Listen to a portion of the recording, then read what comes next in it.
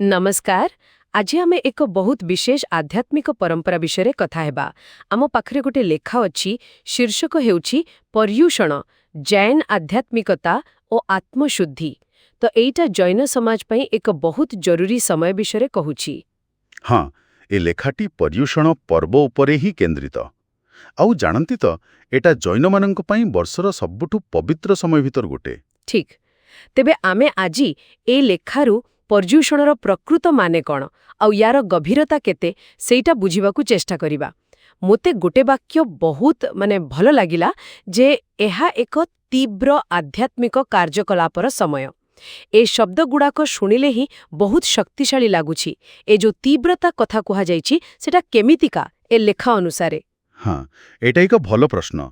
देखंतु उत्स जेमिति कहुछि ए तीव्रता माने आमर जो साधारण दिनर धार्मिक काम की पूजा पाठ ताठू अलगा। एहा एक प्रकारर आमे कहिबा पूरा निष्ठार सह एकाग्रता आउ बहुत गभीर भावरे निज भूतरकू देखिबार अभ्यास।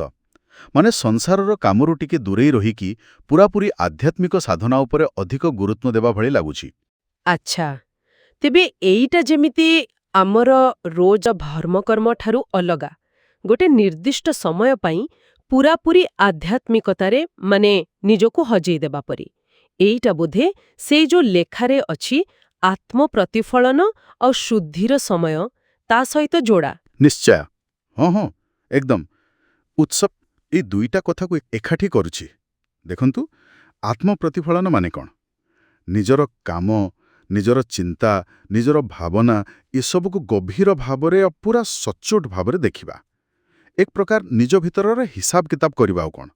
और शुद्धि एला सेही हिसाब कला परे निज भितर जहा भी नकारात्मकता अछि कि भूल अछि सेगुडा को मानिबा और सेथुरु बाहरिबा को चेष्टा करिबा। गोटे प्रकार आभ्यंतरीण सफाई काम हो कौन। वाह, एटा तो बहुत गभीर कथा। माने पर्युषण खाली गोटे पर्व पालन नुहे बरং एक भितरकू यात्रा। लेखाटा एई कथा उपरे बेशी जोर देउछि परि लागुछि जे बाहरर आडंबर बदलरे भितरर परिवर्तनटा मुख्य। ठीक न? एकदम ठीक। उत्सर मूल भाव ही सेया। एही समयरे मुख्य कथा हैला बाहरर कर्मकांड की उत्सव नुहे बरং भितरर विशुद्धता पाइबा।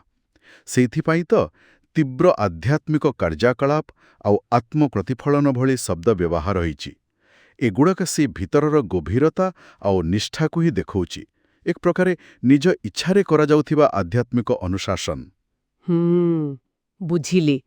ताहेले एइटा केवल वर्षके थरे आसुथिबा पर्व नुहे, एइटा गोटे सुजोग निजको भल भावरे जानिबा पाई आउ निज भितरे जहा अशुद्धि अछि ताकू दूर करिबा पाई गोटे समर्पित समय।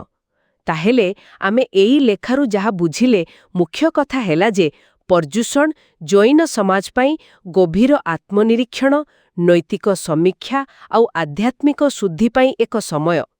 एहार मूलमंत्र हेला भितरर परिवर्तन। सठिक कहले।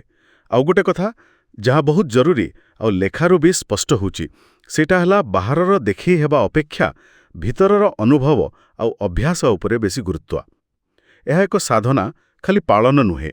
एही समयरे निजर कर्म विषय गभीर भावरे चिंता करिबा आउ आगकू कौन करिबे सेथिपाई संकल्प नेबा एसबु भी एहार अंश होई पारे जहाँ आमे से शुद्धि शब्दर बुझी परुछे। एही जो भितरर शुद्धि आउ आत्म प्रतिफलन उपरे एटे गुरुत्व दिया जाउछि एइटा मते गोटे कथा भाबिबाकू बाध्य करुछि।